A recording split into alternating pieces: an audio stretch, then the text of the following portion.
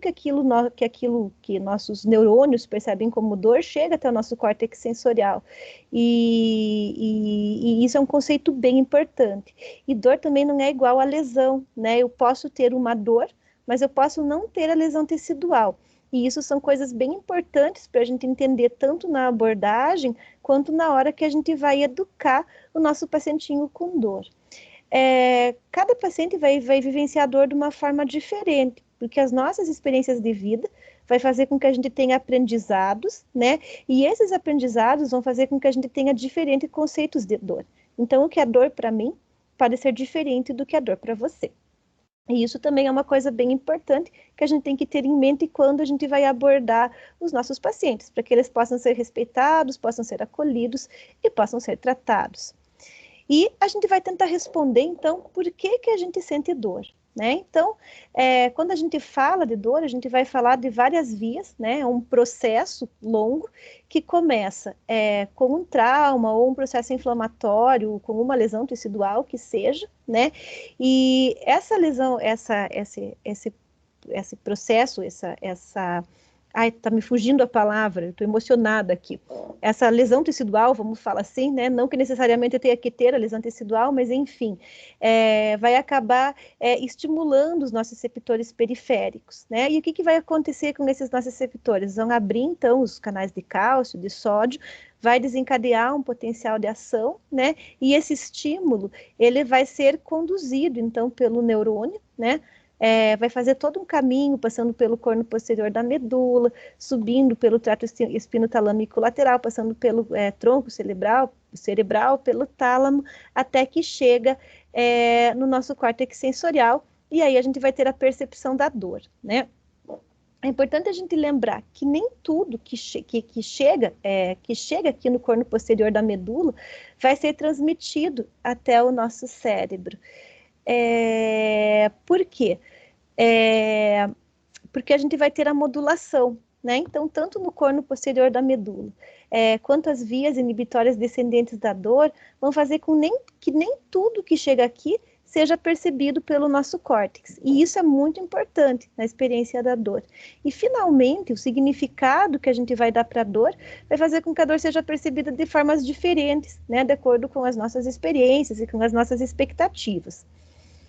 Vamos falar um pouquinho sobre cada um deles, então.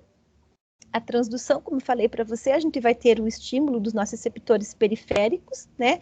E esses nossos receptores, eles podem ser térmicos, os canais, então, de sódio, eles se abrem por estímulos de temperatura, né? Eles podem ser químicos, então, por exemplo, uma isquemia vai levar à liberação de ácido lático, esse pH ácido vai fazer com que esses nossos receptores se abram, né?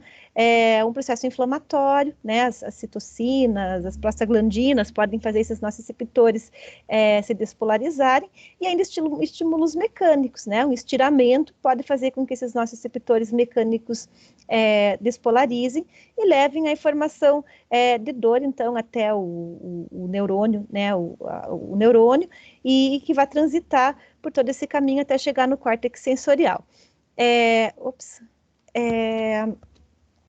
Esses nossos receptores, quando a lesão tecidual persiste por muito tempo, quando ela não é tratada de maneira adequada, eles passam a disparar de maneira autônoma, né? Então, eles começam a despolarizar por um estímulo menor, e eles passam a ser expressos em maior quantidade. Então, na persistência do estímulo, os nossos receptores começam a transmitir uma informação de que existe algo errado, sem necessariamente ter uma lesão tecidual. E isso a gente vai chamar de sensibilização periférica. E talvez seja o primeiro passo na cronificação da dor, né? Uma dor aguda maltratada faz com que esses receptores passem a ser estimulados de maneira mais fácil, um limiar menor, e o paciente passa a sentir dor mesmo na ausência da lesão tecidual. Uma vez que esses receptores foram estimulados, então, o estímulo doloroso ele vai fazer um caminho, né, como eu já comentei com vocês, passando pelo corno posterior da medula, decussa e sobe pelo trato espinotalâmico lateral até o córtex sensorial.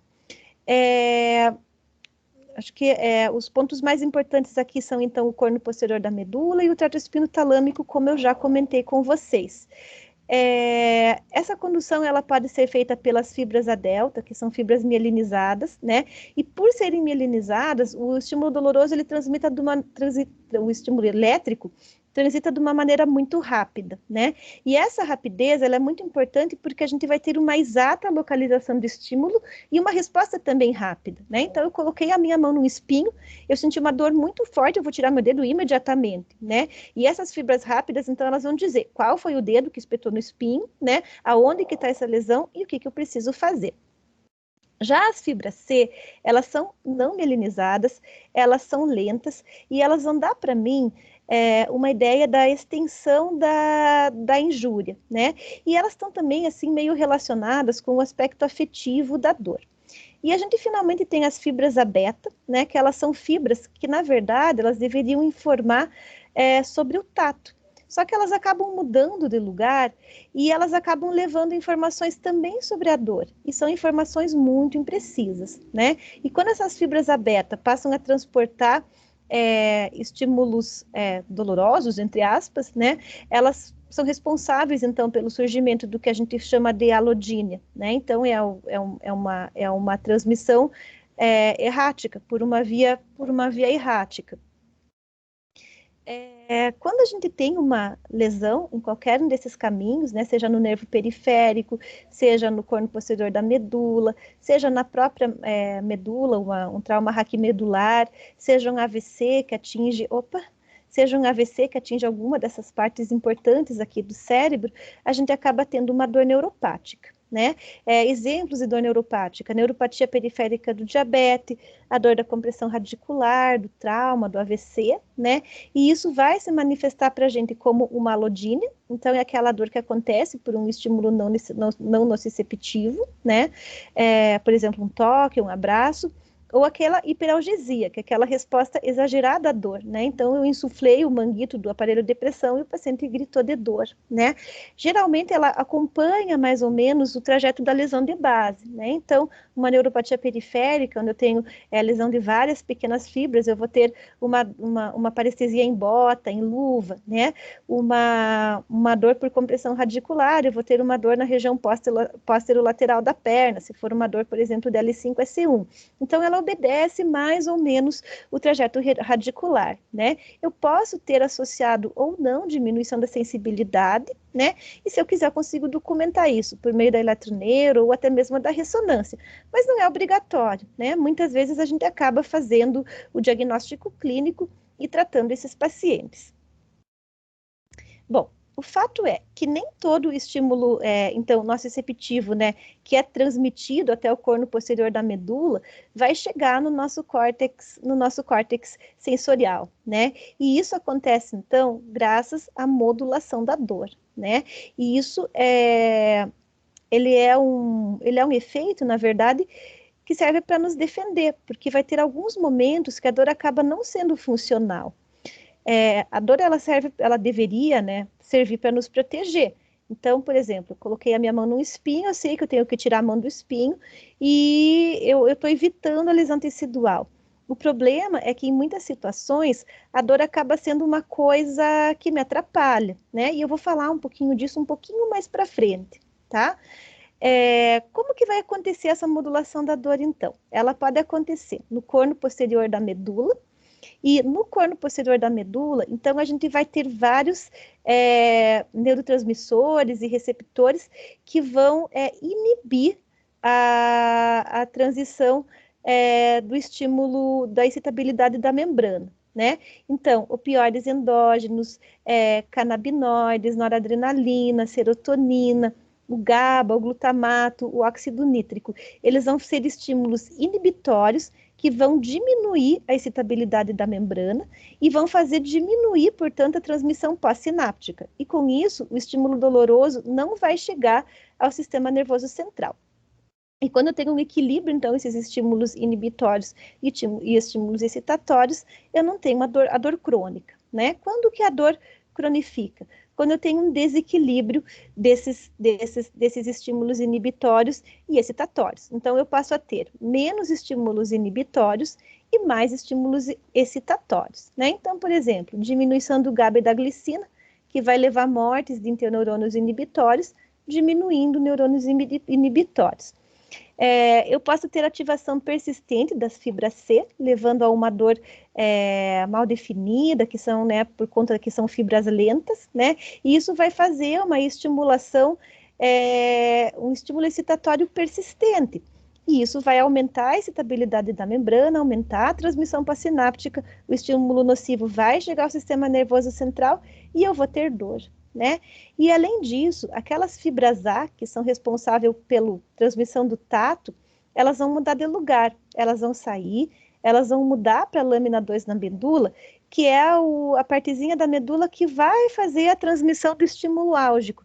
E aí o tato, que deveria ser uma coisa boa, passa a ser interpretado também como dor, e o meu paciente tem alodine, né? Elas vão levar um estímulo excitatório persistente, mais uma vez aumentando a excitabilidade da membrana, mais uma vez aumentando a transmissão pós-sináptica lá no corno posterior da medula, fazendo com que o estímulo nocivo chegue ao sistema nervoso central e que o meu paciente tenha dor, né? Quando a gente pensa em dor crônica, então, a gente tem que imaginar que a natureza é perfeita, né? E existem vários mecanismos para que um estímulo inapropriado não chegue até o nosso córtex e não chegue à nossa consciência, né?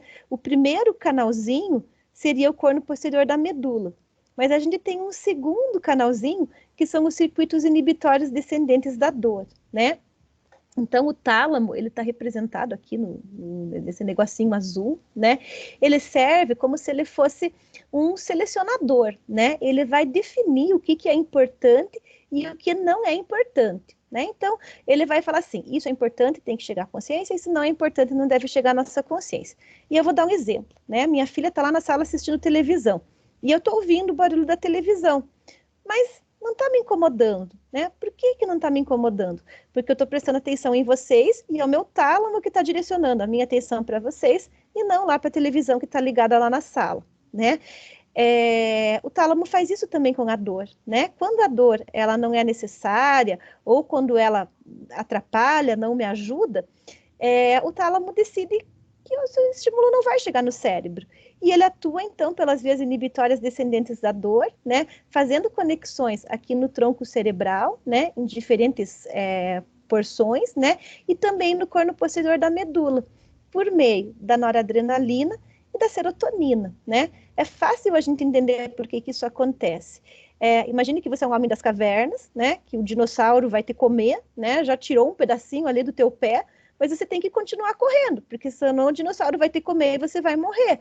O que acontece? É liberado noradrenalina, serotonina, né? Bloqueia essa sensação de dolorosa e você consegue fugir do dinossauro, né? Então, em todas as situações em que a dor não ajudar ou atrapalhar, a gente deveria ter a ativação desses circuitos inibitórios descendentes da dor e também, né, o controle ali no corno posterior da medula, fazendo com que a dor não chegasse à nossa consciência. O que acontece no paciente que tem dor crônica? Isso não acontece, né? Vira uma bagunça e a gente não consegue ter essa inibição da dor, né? Então, tanto a modulação medular quanto os circuitos inibitórios descendentes da dor deixam de funcionar e a dor cronifica. E aí vocês vejam que é como um acidente de avião, né? O avião, ele nunca cai porque uma coisa deu errada, ele cai porque, 15 coisas deram erradas, né? E para o paciente com dor crônica, a gente está vendo que são muitas coisas que dão erradas, né? Então, os nossos receptores passam a disparar sozinho, as fibras ficam danificadas e não transmitem o estímulo doloroso de maneira adequada, né? Fazendo com que esses canais se abram e tenham uma excitabilidade da membrana maior.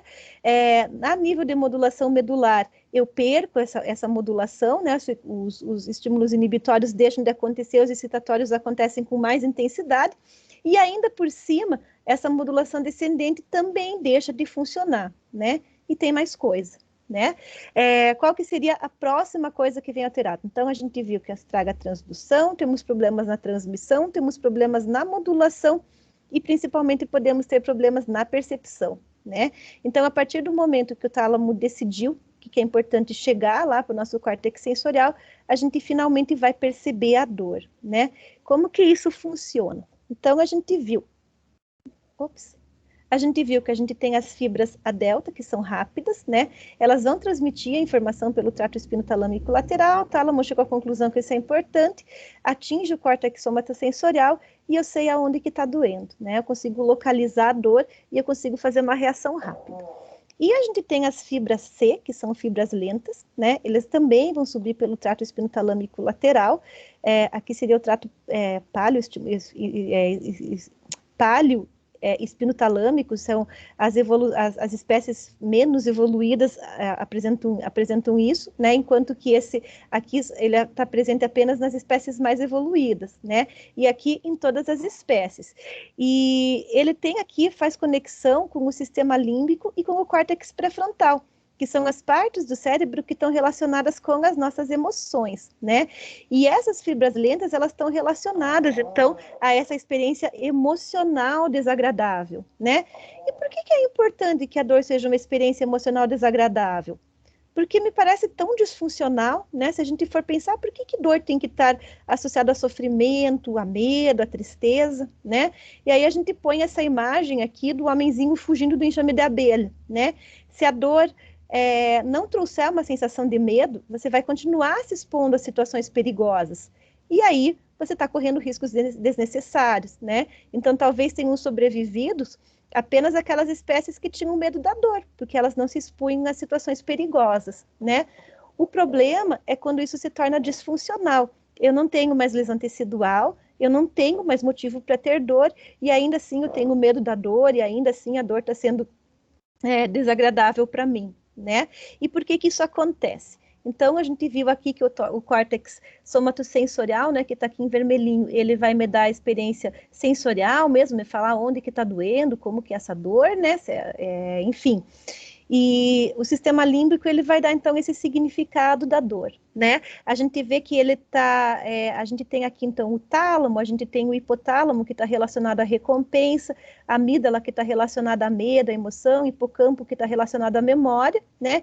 E de acordo com a forma como são feitas as conexões entre essas diferentes partes do cérebro, a dor pode ou não pode cronificar. Né? Então, esse circuito aqui a gente chama de circuito mesolímbico pré-frontal, né? Sai do sistema límbico e vai em direção ao córtex pré-frontal, né?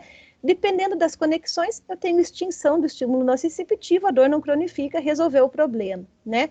Quando eu tenho persistência do estímulo nociceptivo, ou alterações neurais no sistema mesolímbico, eu acabo evoluindo, então, com a dor crônica, né? Então, isso tem a ver com a plasticidade cerebral, por isso que a gente vai chamar também de dor nociplástica, né?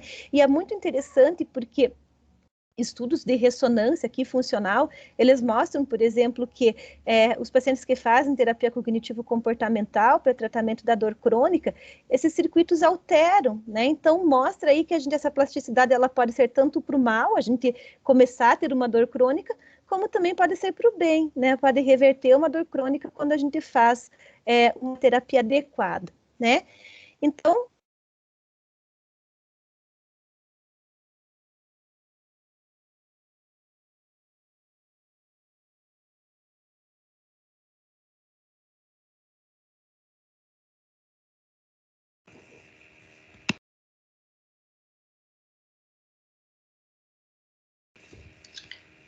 Doutora?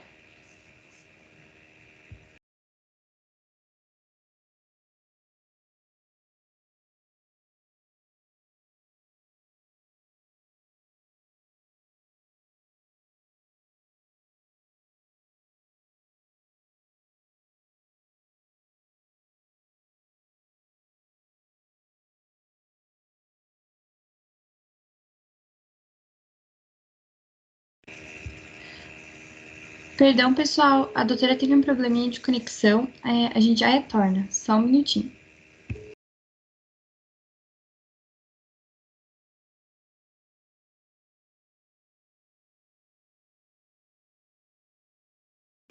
Oi, pessoal. Boa noite a todos. A gente vai conversando um pouquinho, né, Mari, enquanto a gente espera a doutora Paty voltar.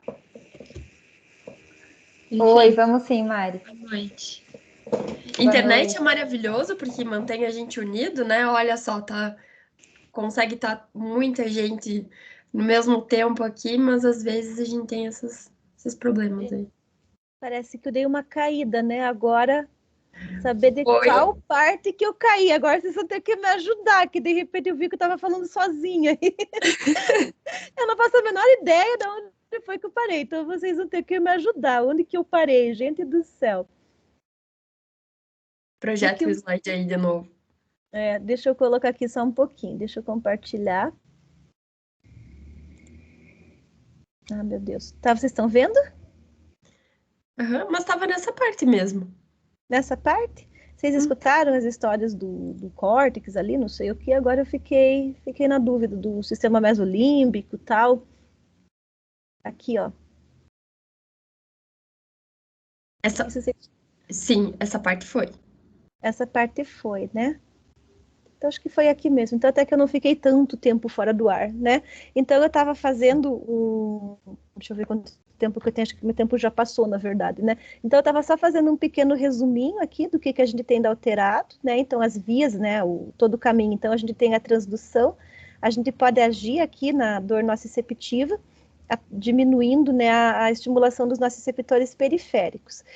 A gente pode agir aqui em todo o caminho que a dor percorre até chegar ao sistema nervoso central, agindo na dor neuropática, né? E a gente pode agir ainda melhorando a modulação da dor, seja por intervenções que vão agir aqui no corno posterior da medula ou no sistema inibitório descendente da dor, e ainda agindo aqui melhorando essa plasticidade cerebral, né? Lembrando que quando tem uma dor que envolve a modulação ou a percepção, eu tenho uma dor nociplástica, né? Isso é um conceito recente, de 2020, então talvez vocês achem muitos autores falando aí também de sensibilização central, né? Então, resumindo, a dor é uma interação do que acontece, do estímulo que é transduzido pelo nosso receptor, que é transmitido, aquilo que o nosso tálamo e o nosso corno posterior da medula vão deixar chegar até o sistema nervoso central e aquilo que a gente realmente vai perceber como dor, né? E quando a gente tem uma disfunção, né, ou uma perpetuação desses estímulos em qualquer uma dessas vias, aí a gente pode ter uma dor crônica. E como que a gente pode agir, né? Então, nossa, tá aparecendo um negocinho aqui que tá me atrapalhando. Então, a gente pode utilizar os analgésicos comuns para agir aqui na dor nociceptiva, né? Os coxibes, os anti-inflamatórios não esteroidais, os anestésicos locais, né? Quando eu tenho uma dor aqui neuropática ou uma dor que está sendo conduzida por um nervo, por exemplo, eu posso fazer os bloqueios, né? Então, a gente pode fazer sei lá, bloqueio intercostal, né? O paciente tem um herpes zoster, fica com uma dor crônica ali, eu posso bloquear naquele local. Eu tenho uma paciente que ela fez uma mamoplastia, daí ela ficou com esclerose sistêmica, daí ela viu na internet que a mamoplastia poderia estar relacionada ao desencadeamento da doença, tirou a prótese de silicone, e aí ficou com uma dor crônica bem na região onde estava essa prótese, né? Daí o pessoal da anestésio fez um bloqueio no nervo intercostal, e aí essa dor melhorou, né? Então, esses bloqueios, eles são bastante interessantes, assim. A gente pode agir ainda no corno posterior da medula, né, usando os próprios anti-inflamatórios não esteroidais, podemos usar também anestésico local, opioides, e talvez exista um papel para os canabinoides, né? A gente pode atuar na modulação descendente da dor, utilizando os antidepressivos, o tramadol, né? A gente pode agir aqui no córtex também, usando o tramadol, os anti-inflamatórios não esteroidais, né? E lembrar que sempre que eu tiver uma dor neuropática, ou seja, a dor que vai atuar, né, ser consequência da lesão aqui desse trajeto, ou que eu tiver uma dor nociplástica decorrente dessa neuroplasticidade cerebral, ou da modulação descendente, aí a gente vai poder fazer uso dos anticonvulsivantes e dos antidepressivos, né? E tem as outras formas de terapia que também vão nos ajudar, né? Então, por que dói? Tem que tratar a doença de base, não adianta nada eu ficar dando gabapentina, duloxetina, canabinoide para o paciente que tem artrite reumatoide e não tratar artrite reumatoide, né? Às vezes o paciente sente dor porque a musculatura está muito rígida, está totalmente encurtada, ele não se mexe, né? E aí eu vou ter que fazer fisioterapia, vou ter que fortalecer aquela musculatura, alongar, fazer aquelas medidas analgésicas que os próprios fisioterapeutas podem fazer, por exemplo, TENS, a crioterapia, tem outros milhões de formas que podem agir ali diminuindo, então, a causa da dor, né? Quando a gente fala de transdução, então, a gente pode usar os analgésicos comuns, os anti-inflamatórios não esteroidais, a própria crioterapia, né? Transmissão, a gente pode usar os moduladores, né? A gente pode fazer bloqueio, a gente pode fazer tratamento cirúrgico, por exemplo, uma compressão radicular por uma hernia de disco, né? Na modulação, a gente pode usar o TENS, né? Que vai diminuir, vai fechar a comporta, né? Tipo, os opioides, os gabapentinoides, os antidepressivos. E a gente ainda precisa diminuir, amenizar essa experiência emocional da dor. E aí a gente vai precisar, então, da ajuda dos nossos amigos psicólogos, né?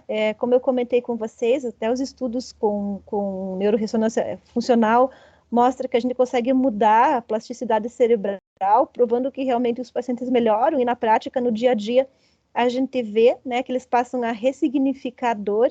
Então, tanto a terapia cognitivo-comportamental como a terapia de aceitação e compromisso vão ajudar nesse aspecto, né? E uma coisa que a gente, como médico, como fisioterapeuta, como qualquer profissional de saúde pode fazer, é educar o paciente. A educação do paciente adequada, né? A doutora Mariana vai explicar para a gente como deve ser essa educação. Ela também é capaz de diminuir o medo da dor, de aumentar a atividade física, melhorar a funcionalidade do paciente, né? E lembrar que quando a gente for utilizar o tratamento farmacológico, né? Sempre analgesia de horário e de acordo com a intensidade da dor. Bom, era isso que eu queria compartilhar com vocês, né? Eu quero mais uma vez agradecer pela oportunidade de estar aqui com vocês e mais uma vez parabenizar, né, os diretores da Liga e os ligantes, né, que a partir de agora vão dar sentido aí para tudo que a gente tem discutido, tá bom? Muito obrigada, gente. Como que eu descompartilho agora? Ou eu já descompartilhei? Já saiu, prof. Já saí? Então, beleza. Então, tá bom. Muito obrigada pela aula, doutora. Como sempre, foi ótima. Eu já vi essa aula algumas vezes, mas cada vez tem uma coisa a mais para acrescentar, então foi muito boa. Muito obrigada. Obrigada. Então, agora, nós passamos a palavra para as duas Maris, né? Para a doutora Mariana e para a psico Mari Mendes, que vão conduzir a nossa aula sobre psicoeducação em dor. Boa noite a todos, pessoal. Agora oficialmente. Muito obrigada pelo convite. Estou super feliz de estar aqui com vocês. E mais ainda por estar ao lado da minha duplinha dinâmica e Mari. A gente fala que uma Mari incomoda muita gente, duas incomodam muito mais. Mari, seja bem-vinda também. Obrigada por ter aceitado Mari. o convite. Agradeço pelo convite. Como a doutora Patrícia falou, a gente fica emocionada mesmo quando as pessoas valorizam, né, os aspectos biopsicossociais e reúnem pessoas aí super interessadas. Então, agradeço muito, é uma alegria. Então, bora lá, vamos estudar um pouquinho aqui junto sobre psicoeducação em dor para fazer mais ainda a diferença na vida dos nossos pacientes, né? Eu vou abrir aqui a apresentação. Tá projetando? Me dá um feedback aí. Tá sim, Mari. Então, a gente vai conversar aqui um pouquinho sobre o educador, né? Eu e a minha duplinha, a Mari Mendes. Sigam ela lá no Insta, não coloquei aqui, mas é @psi_Mari_Mendes, tá no Insta marcado lá no post também. Obrigada, Mari. Então, tem dois objetivos aqui bem diretos, tá? Com essa nossa breve fala. Primeiro é que vocês entendam aqui que ensinar é terapêutico e que para o paciente aprender é analgésico. Então, nós temos aí um olhar sobre quem sente, quem trata e quem convive com o paciente com a queixa de dor crônica, né? A doutora Patrícia já trouxe aí todos os pormenores da dor crônica, aquela dor que persiste além do tempo de reparação tecidual, que dura além dos 3 meses. E aí, nesse processo todo, nós não somos sós, né? Nós temos família, nós temos cuidadores, nós temos pessoas que sofrem com a gente. Então, aqui que a gente traz um pouquinho essa psicoeducação numa maneira terapêutica que entra aí independente do nível de atuação de terapia invasiva ou não invasiva que a gente tenha proposto para o nosso paciente, mas isso vai ter efeito positivo aí já, com efeitos comprovados pela ciência, com N significativos, P significativo, tá? Quando é que surgiu, então, essa história toda de educação em dor, baseada em neurociência, óbvio, né? Porque a gente fala em biopsicossocial, mas a gente fala em biopsicossocial com evidência. Então, ela passou a ser estudada aí no final da década de 90. Os primeiros pacientes propostos e que temos evidências científicas foram nos pacientes com dor lombar crônica e síndrome de fadiga crônica. Final da década de 90, gente, isso é muito recente, né? Então, ainda temos muito a crescer nisso tudo e a gente espera que a Liga também traga, né, nessa parte de pilar científico, muito avanço nessa área, nesse mar azul aí, que é a dor crônica, que tem muito para desvendar. Então, já revisamos um pouquinho da parte da neurofisiologia da dor, não vou trazer mais do mesmo aqui para vocês.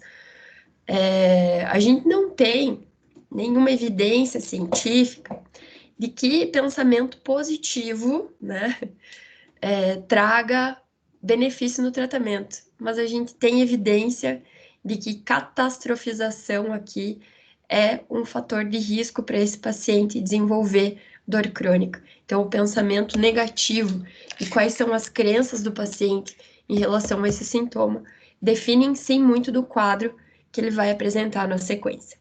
Os objetivos da educação baseada em neurociência, que resumidamente, né, seria de proporcionar conhecimento adequado sobre dor, ou seja, fazer o paciente entender, trazendo para a realidade dele o que é a fisiopatologia da dor, por que ela ocorre e principalmente que a dor ela pode não estar relacionada à lesão. Diminuir as crenças, os medos, os mitos e as limitações das atividades. Aqui tem um fator que a gente encara, que é a cinesiofobia, né? Que pode ser um fator bem limitante para aqueles pacientes em que a fisioterapia se torna super necessária na reabilitação do paciente, que ele desenvolve medo de fazer os movimentos pela limitação dolorosa. Gente, nós sabemos aqui, tá todo mundo cansado de saber que a dor, ela é multifatorial, que nós temos múltiplos fatores porque nós temos vias ascendentes no sistema nervoso central, vias distintas e que vão despertar assim, sistema mesolímbico, que vai ter uma retroalimentação positiva e que vai envolver as emoções. Emoções, sentimentos geram pensamentos e também definem comportamentos. Então, a gente falar que a dor é um sintoma multifatorial implica que é necessária uma abordagem multidisciplinar, tá? Então, eu falo que é pleonasmo, né? A gente dizer que é multidisciplinar a abordagem da dor. E a gente parte sempre da diferenciação aqui da nocicepção para o que temos de dor sintoma e o que nós temos de dor doença. O paciente com dor crônica não significa que ele não possa ter um quadro de dor aguda, certo? Então, ele pode ter o mecanismo nociceptivo, mas lembrando de que ele tem ali um fenômeno mal adaptativo do sistema nervoso central. Esse modelo que eu trago nessa figura aqui, ele foi proposto por Descartes, mas ele trazia a ideia de que lesão é igual à dor. E nesse modelo, a lesão ela é captada por receptores da periferia, segue até a mente, né, por um caminho específico, e por muito tempo ela justificou mecanismo medular, né, de retirada da mão quando a gente encosta numa chapa quente, enfim. Mas hoje nós sabemos que há muitos outros fatores envolvidos e muitas outras fios de condução que ativam outras vias e que nos fazem perceber que nossa excepção é diferente de dor e que há muito envolvido em como a gente aprende a sentir essa dor. O modelo biopsicossocial, ele traz aqui para a gente a integração dos fatores psicológicos, sociais e biológicos, e trazendo um pouquinho aqui do mundo da dor, seria o aprendizado, a interocepção, né? Como que esse paciente aprendeu sobre dor? Qual que foi o primeiro quadro doloroso que ele teve? Qual que é a origem da dor que ele está apresentando? Quais memórias ele traz? Talvez, vamos parar para pensar assim, alguém aqui já foi ensinado a como colocar óculos, né? Então, provavelmente não. A gente viu alguém colocando óculos e aprendeu como colocava. E muito da interocepção, de como a gente aprende sobre a dor, também é assim. A gente vê alguém em sofrimento, a gente imagina que aquilo seja dor, e quando a gente tem uma reação parecida, o nosso cérebro fala, ó, isso é, por exemplo, dor abdominal, tá? Tanto que a gente tem essa percepção dos nossos pacientes. A gente percebe quando ele tem posições antálgicas, né? Além disso, da parte social. Por que isso é tão importante? Porque nós precisamos levar em consideração o suporte que esse paciente tem, pensando em como isso está relacionado diretamente com a queixa dolorosa e como isso pode ter influência na reabilitação desse paciente. A reabilitação aqui é em diminuir a capacidade, diminuir a intensidade dolorosa e aumentar a capacidade funcional desse paciente para o seu dia a dia. O status socioeconômico e condição econômica é tão importante porque nós temos que adequar as necessidades terapêuticas com a realidade desse paciente. Nós temos que fazer um plano terapêutico que seja viável, né?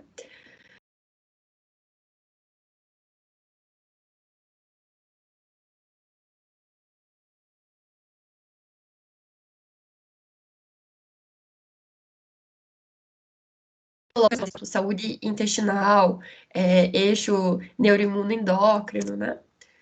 E aí aqui eu trouxe esse slide para a gente falar dessas frases que favorecem as crenças negativas, já fazendo um link aí do que a Mari Mendes vai trazer da parte da psicoeducação. Então, imagino que alguém aí já tenha ouvido, ou pelo menos já não seja novidade. O seu tendão está quase rompendo. Algo está causando impacto no seu tendão. Tenha muito cuidado ao se abaixar. Imagina você receber esse alerta aí de uma consulta médica. Tenha muito cuidado para se abaixar, tá? Ninguém se abaixa, né? Durante o dia. Imagina, cai um troço do chão, você vai lembrar que o médico falou: eu não posso me abaixar, eu tenho que ter muito cuidado para me abaixar. O problema está no seu disco. Você não tem mais articulação, agora é osso com osso. Se pra gente que estuda anatomia por anos, que vê o funcionamento do corpo, que vê como é que funciona tudo na prática, já é um negócio que assusta, né? Você não tem mais articulação. Ó, agora, tá vendo? É um osso, outro osso, articulação. Agora não tem mais articulação. Osso com osso. Imagina para uma pessoa que nem entende. Nunca estudou sobre isso. Então, é uma crença negativa, uma sementinha de crença negativa que a gente planta na cabeça do paciente que a gente nem imagina a árvore que vai dar.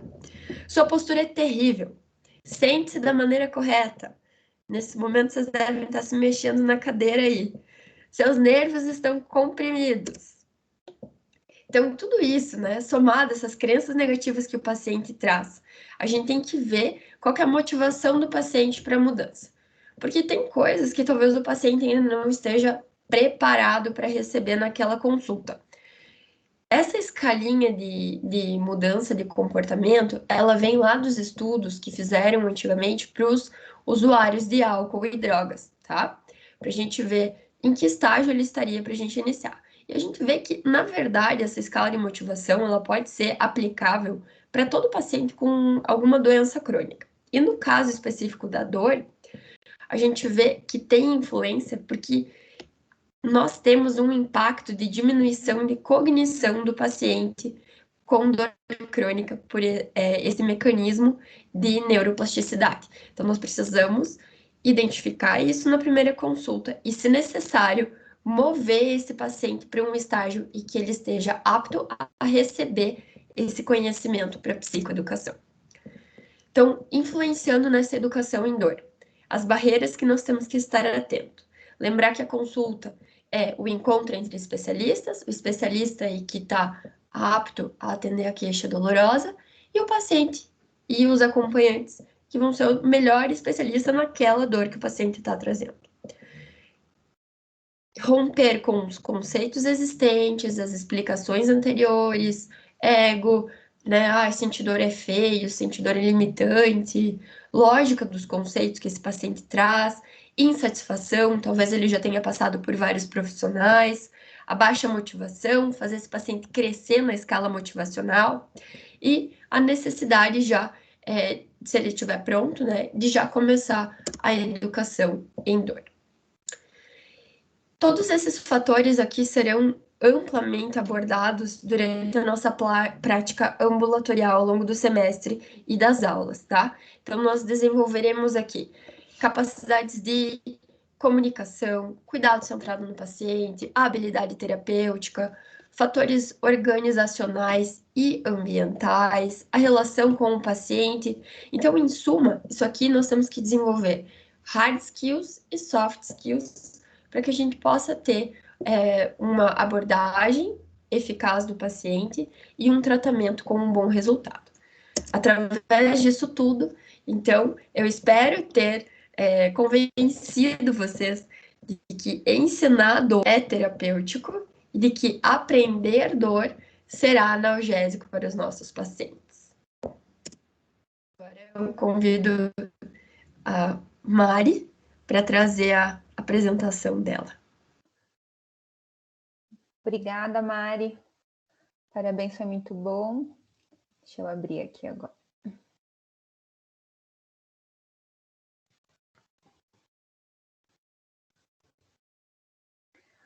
Estão vendo, gente? Abriu a tela? A apresentação? Abriu, Mari. Ótimo, só que obrigada. não tá projetado a página inteira, né? Eu acho que você não deu um F5 aí para.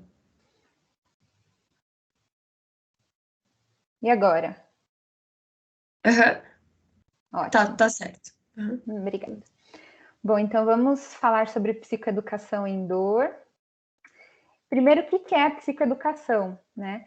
É uma intervenção terapêutica e ela vai ser realizada, então, com base em informações sistemáticas, estruturadas, didáticas, sobre um determinado transtorno físico ou mental. Tem muitos estudos envolvendo psicoeducação para transtornos mentais, até mais do que para transtorno físico, para questões orgânicas. E nessa intervenção, então, psicoeducativa, os aspectos emocionais envolvidos serão abordados, com o intuito, então, de capacitar esse paciente, de tornar esse paciente mais confiante, bem como seus familiares, para seguirem, então, no tratamento, para que esses familiares possam, de fato, dar um apoio necessário também. A gente sabe que o ambiente é muito importante aí no prosseguimento do tratamento também. E qual é a origem, então, da psicoeducação? Ela teve seu início em 1970, psicoeducação assim, para transtornos mentais e físicos, né? Não só para dor. E ela surgiu, então, como um modelo que envolve um paradigma da complexidade da espécie humana. Então, o que traz a necessidade de envolver distintas disciplinas, né? Diversas disciplinas interrelacionadas aí para compreender a respeito do adoecimento do indivíduo. E psico, então, se refere ao âmbito das teorias e técnicas psicológicas, abordagens psicológicas, maneiras de ferramentas psicológicas, e educação está relacionado à área pedagógica, que envolve, então, esse processo de ensino e aprendizagem. E essa psicoeducação, então, vai englobar o desenvolvimento social, emocional, comportamental do sujeito, e fornecendo, então, assistência, né, a esse paciente frente às habilidades que ele já adquiriu e necessita adquirir, sempre baseado de forma científica Quais informações. E quais são, então, os profissionais que estão envolvidos, né? Essa intervenção psicoeducativa, a depender aí da doença, mas falando a respeito do nosso tema de dor, ela é realizada, assim, a nível interdisciplinar, né? Afinal, nosso interesse é proporcionar um atendimento e que esse paciente também tenha um entendimento integral a respeito da dor. E será que todo paciente se beneficiaria de psicoeducação? A resposta é sim. Então, assim, compreender o processo de adoecimento vai auxiliar no tratamento da dor crônica. Como a Mari trouxe, verificar algumas crenças, verificar o que o paciente já conhece sobre dor, o que ele entende. De repente, antes de consultar, né, com o primeiro especialista, ele já conversou com alguém antes, já vem com algumas informações que às vezes atrapalham bastante o processo. Então, tudo isso tem que ser esclarecido. E quando ele compreende, então, isso auxilia no tratamento e também auxiliando na forma de ele lidar com a dor. A gente, principalmente na terapia de aceitação e compromisso, a gente fala muito a respeito de ajudar o paciente a se relacionar de uma maneira mais amigável com a dor. Pode parecer até estranho, né? Pensar como assim se relacionar de uma forma amigável. Mas existem muitas formas, como de repulsa, um relacionamento em que o paciente é a dor, ou mesmo de comportamentos de forma sistemática, assim, de fuga e esquiva. Então, são comportamentos que acabam prejudicando bastante todo o processo. Então, a gente ajuda esse paciente a se relacionar de uma maneira mais amigável com a dor, porque isso contribui com a melhora, com o tratamento. E quais são os objetivos principais das intervenções, né, psicoeducativas?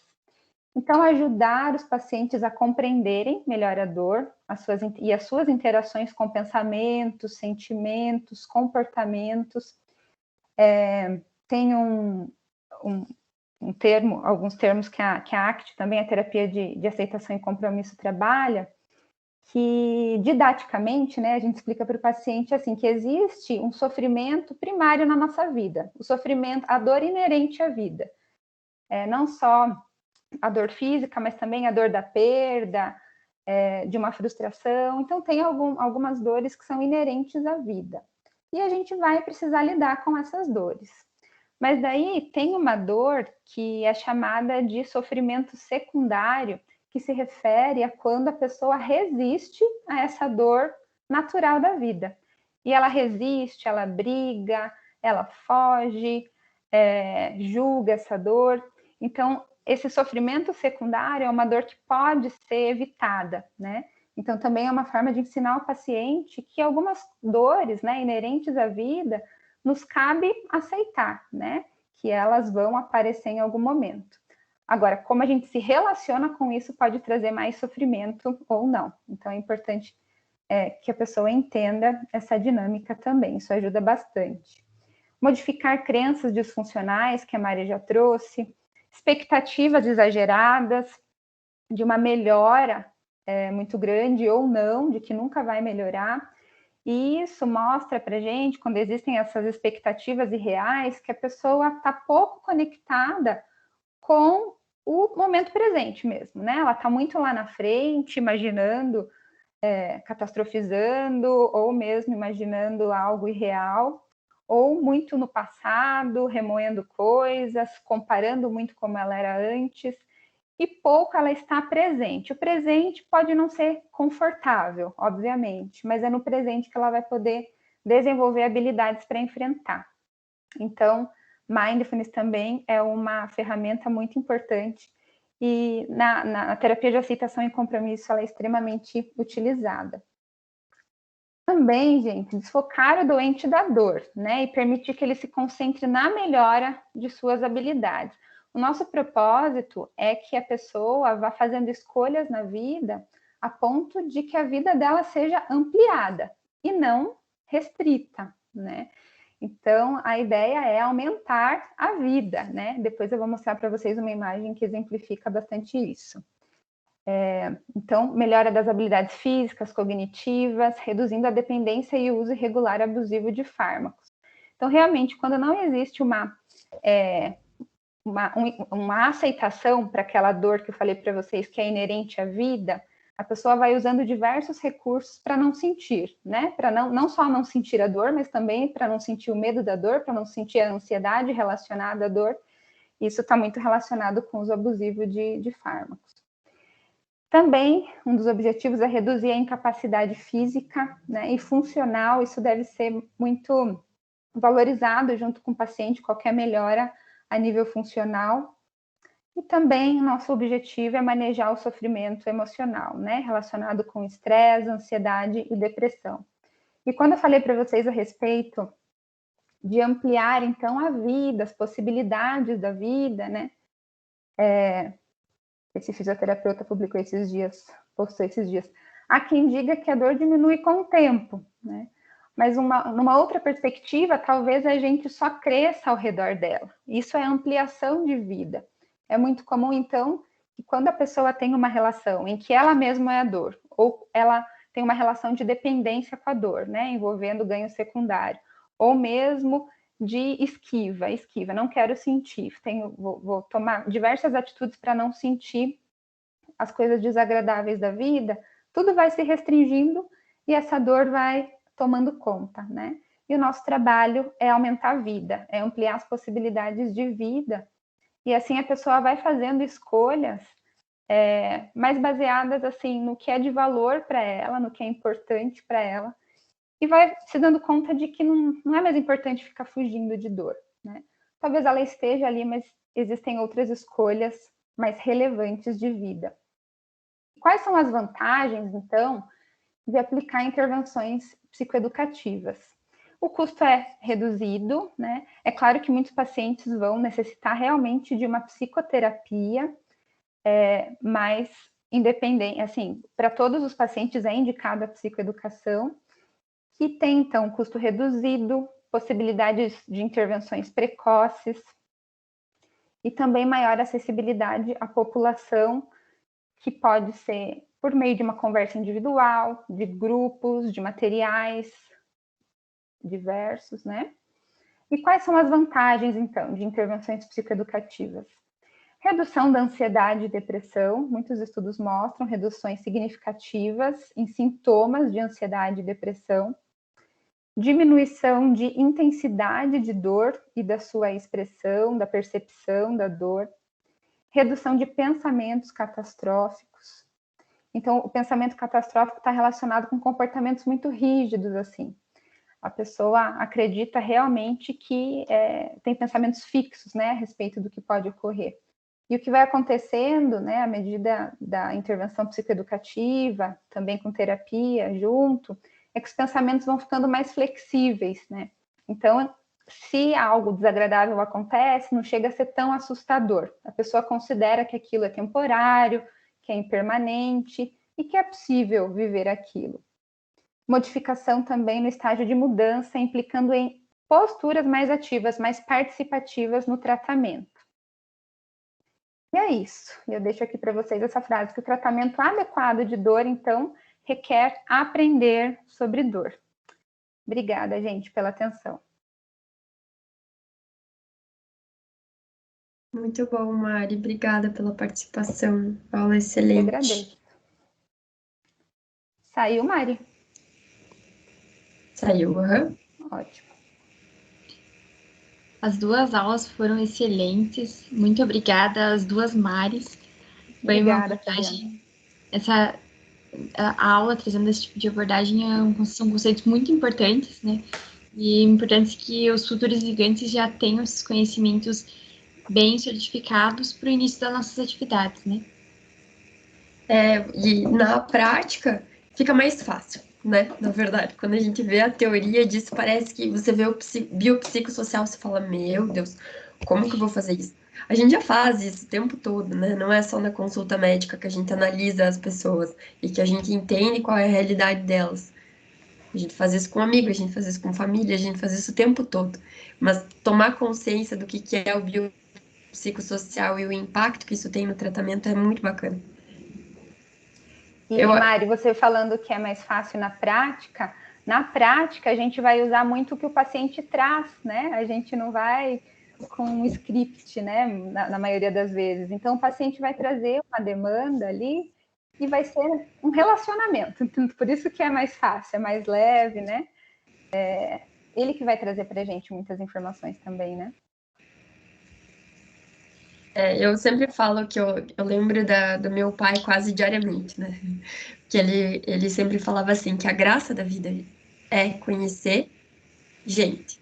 Então, quando a gente está sentado ali para atender alguém, aproveite para conhecer quem é aquela pessoa. Porque aí o nosso dia fica divertido, a gente escolheu para fazer isso para o resto da vida. Então, vamos conhecer quem que é essa pessoa, né? E aí a gente já vai praticando isso vai criando relacionamentos e vai ficando algo fluido, que é o mais gostoso do nosso dia a dia.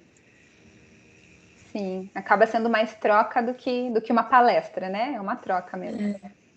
Falando nisso, pessoal, eu queria conhecer vocês, mesmo quem está assistindo as aulas aí, poderíamos todos abrir a câmera para fazer uma foto de todo mundo que participou, o que vocês acham? Antes disso, tenho uma dúvida aqui para Mari. A terapia para esses pacientes seria baseada na terapia cognitivo-comportamental e como que funciona? Bom, a terapia, existem muitos estudos, né, mais baseados em intervenções da terapia cognitivo-comportamental, mas várias outras abordagens também têm realizado pesquisas, inclusive hoje eu li uma do psicodrama que teve assim resultados muito semelhantes em termos de psicoeducação comparados com a TCC, né? Mas daí, no caso da terapia cognitivo-comportamental, para o paciente com dor, lembrando que daí a terapia vai ser diferente do que a gente falou hoje de psicoeducação. É claro que a psicoeducação pode compor a terapia, né? Pode fazer parte da terapia, mas também ela pode acontecer de forma separada, né? Gente, meu cachorrinho tá fazendo barulho aqui, espero que não esteja atrapalhando. Então, assim, isso se dá, gente, conhecendo a história desse paciente. Até a Mari falou um pouco quanto que comportamentos são aprendidos ao longo da vida e dor é comportamento, né? Dor é comportamento, a gente chama de comportamento privado. Então, a dor também vai sendo aprendida ao longo da vida, o que é dor, quando que eu sinto dor, como que eu nomeio essa dor. Então, a gente precisa conhecer a história desse paciente. E assim, no ambiente que esse paciente viveu, ele foi aprendendo, a gente diz assim, a sobreviver no ambiente que ele esteve. Para sobreviver, a gente acaba aprendendo alguns comportamentos. Só que, assim, talvez esses comportamentos ajudaram lá na tua infância, na tua adolescência. Quando você vai frequentando outros ambientes na vida, não necessariamente eles vão te ajudar, mas a pessoa carrega ali embaixo do braço algumas tendências, né? E daí a gente vai rever, será que essas tendências estão te ajudando hoje em dia? E às vezes tem comportamentos muito rígidos que a pessoa usa para se defender na vida, mas assim, não precisa mais. Só que é muito difícil, racionalmente não vai virar essa chavinha, né? Então, quando a gente nota que alguns comportamentos vão reduzindo muito as oportunidades na vida, daí entra, assim, eu trabalho bastante com a terapia de aceitação e compromisso, né? E daí a gente começa a encontrar que coisas são valorosas nessa vida, né? Que vida que você quer viver? Pensando nos anos ainda que nós temos daqui para frente, que tipo de vida que a gente quer viver, né? Pensando assim, daqui 10 anos, Fabiana, né? Vamos imaginar a Fabiana daqui 10 anos, ela vai olhar para trás e vai ter orgulho do quê na vida dela? Então daí a gente começa a ter algumas respostas sobre o que é valoroso para Fabiana. E daí talvez não seja valoroso ficar dependente de dor, né? Ficar amarrado com os ganhos secundários da dor. Eu não quero olhar para trás e ter orgulho disso. Isso não vai me dar orgulho, né? Então a gente vai tentando entender que valores são esses e ao entender esses valores, isso é um grande impulso para mudanças. Eu dei um breve assim resumo para vocês, gente, mas assim, eu trabalho muito com a ACT e quem trabalha com TCC pura, sim, tem alguns protocolos utilizados que não é bem a maneira que eu trabalho, mas existem muitos estudos também mostrando bons resultados, tá? Mas eu acabei falando para vocês um pouquinho mais da ACT, que é o que eu trabalho mas que conversa muito com a TCC também. Espero ter respondido para quem perguntou, mas se quiser perguntar algo mais específico, fico à disposição, tá? Acho que esse ponto é bem interessante de deixar separado, né? A questão do que é a psicoeducação e o que é a psicoterapia. São coisas diferentes. São coisas diferentes. Então, quando você vê um paciente com sofrimento, nota assim muitos sintomas de depressão, né? De repente já faz uso de medicamento, tem um sofrimento significativo ali que está travando ele na vida, limitando muito a vida. São casos mais complexos em que é necessário encaminhar para terapia, mas também para psicoeducação. Lembrem que psicoeducação é para todos os pacientes, psicoterapia não necessariamente. Tá? E interdisciplinar, psicoeducação, né? sim. Eu posso fazer psicoeducação. Exatamente, né? Exatamente. Todos os profissionais. E outra coisa, né, Mari? Às vezes um paciente ele precisa de mais de um tipo de psicoterapia. Por exemplo, ele pode ser indicado para mais de um protocolo. Para mais de um protocolo de psicoterapia, Mari? Psicoterapia, É comum, assim, não fazer ao mesmo tempo, né? Então, de repente, o que acontece normalmente, gente? Pensando em psicoterapia, existem várias abordagens, existem várias visões de mundo, porque existem pessoas muito diferentes e que vão se adaptar a diferentes terapias, né? Então, de repente, a pessoa não se adaptou tanto a uma psicanálise, né? Em que não vai ter um protocolo, mas é totalmente indicada, se beneficiaria super, assim, com uma TCC, né? Em que talvez exista algo mais sistematizado, né? Então vai muito assim do perfil, do interesse, né? Para tratar com abordagens diferentes, mas uma de uma vez, assim, cada uma de uma vez, né? E só enfatizando, gente, que psicoeducação é para todo mundo mesmo, para todos os pacientes. Muito legal.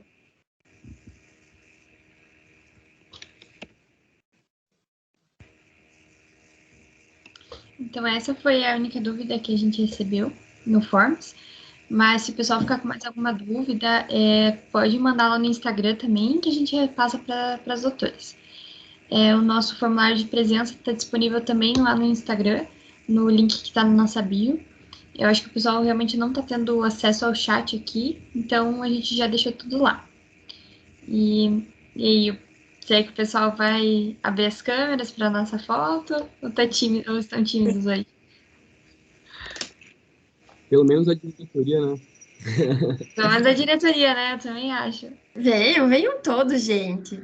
E mesmo quem não passar, né, na liga aí, na prova de admissão, que infelizmente as vagas são restritas, se quiser, ficam as portas abertas para vir um dia, pelo menos, de estágio, conhecer, né, como é que funciona, conversar com a gente, participar de discussão clínica. Enfim, a ideia é difundir esse conhecimento, porque não bate o número de paciente e de familiar sofrendo aí com diagnóstico de dor crônica com o número de profissionais capacitados. Então, nós precisamos difundir esse conhecimento. Sem dúvida. Aqui mais um comentário rápido. Eu acho que excepcional as palestras todas, as três. E eu acho que essa matéria de medicina da dor é uma matéria que eventualmente vai entrar na grade curricular tradicional como uma matéria obrigatória. Assim como aconteceu com outras, como, por exemplo, emergências, que até pouco tempo não eram matéria obrigatória. Agora está no currículo. Eu acho que medicina da dor é uma matéria que eventualmente vai entrar também no currículo. E essas aulas que a gente vai ter aqui, que tem na disciplina eletiva ali na PUC, foram aulas que, sem dúvida, mudaram a minha perspectiva em relação ao manejo da dor. Então, eu acho que vale a pena, uma queixa, é a queixa mais frequente no consultório. Então, eu acho que é uma liga diferente. Você pode perceber que uma liga talvez não seja uma liga tão popular por conta de que é um tema específico, bastante específico, mas vão perceber que agrega demais na clínica, no raciocínio clínico e no manejo mesmo dos pacientes no dia a dia do ambulatório, enquanto acadêmico ainda, e mais ainda enquanto profissionais mesmo, enquanto médicos. Então, eu quero agradecer as doutoras e a psicóloga que veio com a gente aqui. Achei bem legal mesmo as palestras, e vai ser nesse nível as palestras da nossa liga, sem dúvida nenhuma, vão continuar muito boas, viu? Obrigado pela participação de todos aí.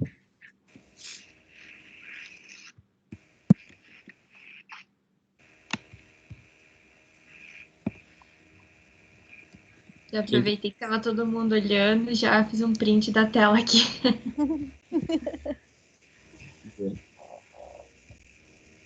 Oi? Tá bom.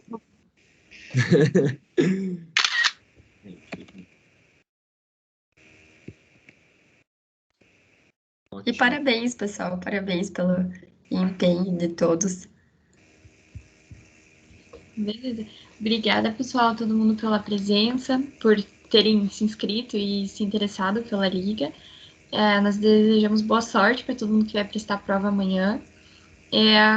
Os conteúdos da prova são alguns conteúdos que estão no artigo que a gente disponibilizou, mas muita coisa foi dita hoje, né? Muitas questões vão ser relacionadas às palestras que nós tivemos hoje.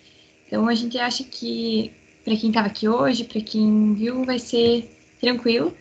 E todo mundo que acertar mais do que 70% da prova vai passar para a segunda fase, que são as questões discursivas. Se ficarem com qualquer dúvida, podem chamar a gente lá no Instagram, que a gente vai estar respondendo vocês.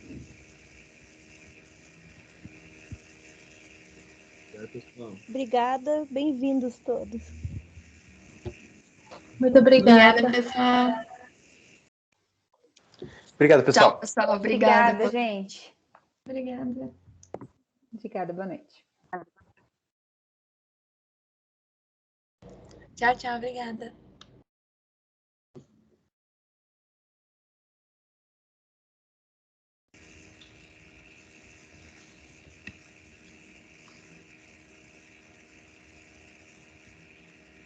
Foi lindo, prof. Gostaram? Sim. Eu adorei a aula da tua amiga ali, da psicóloga Mari também. A Mari. Gente, a Mari é demais. Nossa, vamos convidar ela mais vezes. Vamos, e ela super topa. Ela é assim, ela tinha o grupo de fibromialgia e, nossa, os pacientes amam ela. A gente sempre fazia grupo de psicoeducação mesmo com os pacientes sobre vários assuntos, sabe? E como isso influencia no tratamento dele, gente. É impressionante. Sim. E vocês estão super de parabéns. Eu tô muito orgulhosa de vocês, assim, sério, vocês enchem meu coração. Vocês são uma motivação que vocês nem imaginam. Ficamos muito felizes, doutor. Excelente feedback. Atenção ali, quando